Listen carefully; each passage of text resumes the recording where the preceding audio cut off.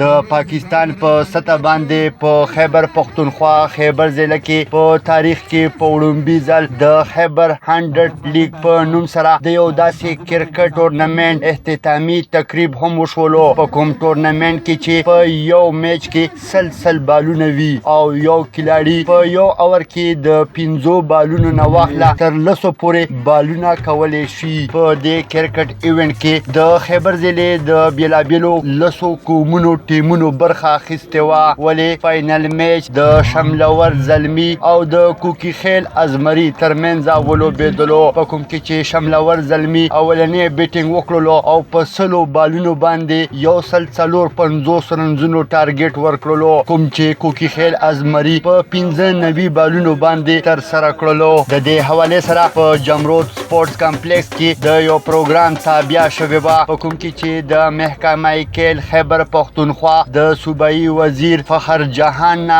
علاوه MNA اقبال افریدي د وزیر اعلی مشیر سهیل افریدي ډیډیک چیرمن خیبر عبدالغنی افریدي او دغه سي کلاړیانو او د سیمې خلکو په ګڼ شمیر سره ګډون کړی وو موږ دا ټول چې کوم ویټامین د پلیران دا کوخېلو ټیم دی الحمدلله ډېر خواریم کړی و ډېر مهنت هم کړی و دا وګوره ټول ینګسټر دی موږ سره یو کمبینیشن هم جوړ کړی و ټولو ډېر خواري مهنت پکې وکړو الحمدلله موږ وګټلو پریشر کې و هغه ټیم خو موږ سره ټیم هغه داسې و چې موږ یو پلانینګ جوړولو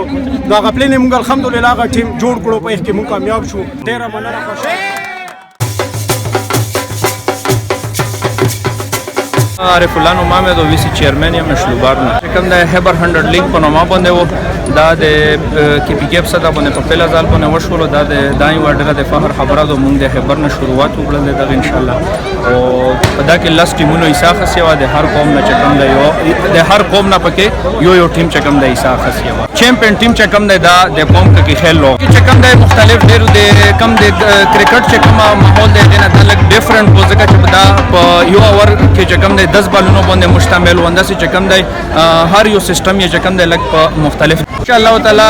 په پهلا فرست ټایم باندې دومره ښه ایونت موږ له ملو شولو هم کړلو د الله د مرګریو په کمیوبې باندې و د ډي سي سیب موږ ډېر شکریا ادا کوو د سپورټس منسټر هم ډېر شکریا ادا کوو دا چې چکم دی موږ منتخب نمائندگان دي هغه هم ډېر شکریا ادا کوو موږ سره ټولو پکې ډېر ښه تعاون وکړلو څرګنده دی چې دا ایونت په باړه کمبرخیلو کې شروع شوی وو ولې په باړه منصف کرکټ ګراوند باندې جمرود سپورټس کمپلیکس او په حیات آباد سپورټس کمپلیکس باندې د دې ایونت میچونه ولوبېدلو محمد الله خان افریدي سنو پختونخوا خیبر